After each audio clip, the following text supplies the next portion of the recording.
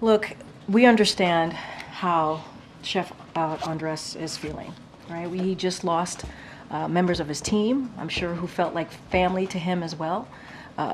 The op-ed was very powerful. What he does is heroic, not just in Gaza, around the world, providing food, providing that essential humanitarian assistance. And we, you heard from the president last night in his statement. He's outraged and he's heartbroken. We are all heartbroken here by those 7 lives lost. And so we are going to continue to mourn with them, with Chef Jose Andres and obviously the families. Aside from the statement that the president released last night, how has the president made his outrage known about this to the Israelis? I mean, I think the statement that he put out was pretty clear, right? I mean, it showed his outrage. It showed how he was heartbroken. That's the first couple of words in the statement. He's outraged. He's heartbroken. And we also laid out what we want to see and the conversations that we have been having. But it also lifts up the importance of having that hostage deal, getting that done, getting to a ceasefire, getting that humanitarian aid, making sure that those hostages come home to their loved ones. So there's a lot of work to be done. We're going to continue to do that work. But I think that statement made it loud and clear where the president stands. That's why the hostage deal is so critical. That's why the president has been working 24/7 along with his team to get that hostage deal done. And if we get a hostage deal, it means that we can get more humanitarian aid into into Gaza, pardon me. It also means that we get to a ceasefire. We get into a ceasefire so that we can get that aid in, so that we can get also hostages home. So that is what we're going to continue also to work on. I don't have a progress report. You saw in the president's statement that his team continues to have those conversations in Cairo right now.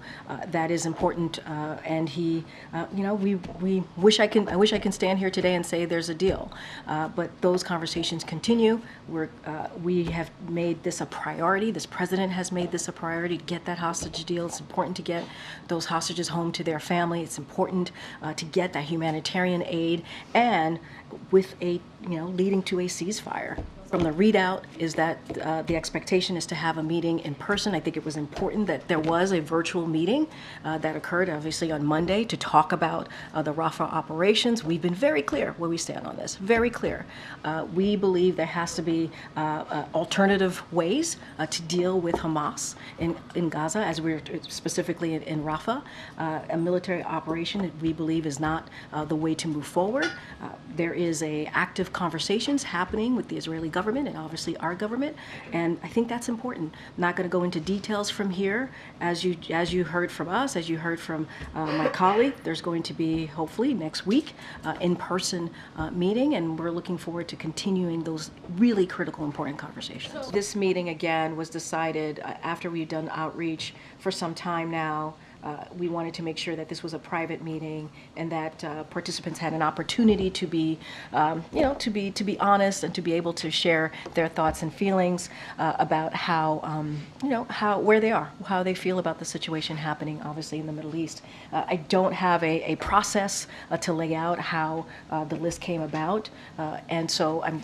Don't have anything to lay out in that realm. But as you know, and as I stated a couple of times, we've done outreach for this past several weeks, several months, to the Muslim, to the Arab community, Palestinian community, and heard from them directly. And they spoke, we listened, and we hope that they feel like they had an opportunity to express themselves and had an opportunity in front of the president and the vice president to talk about an incredibly painful time.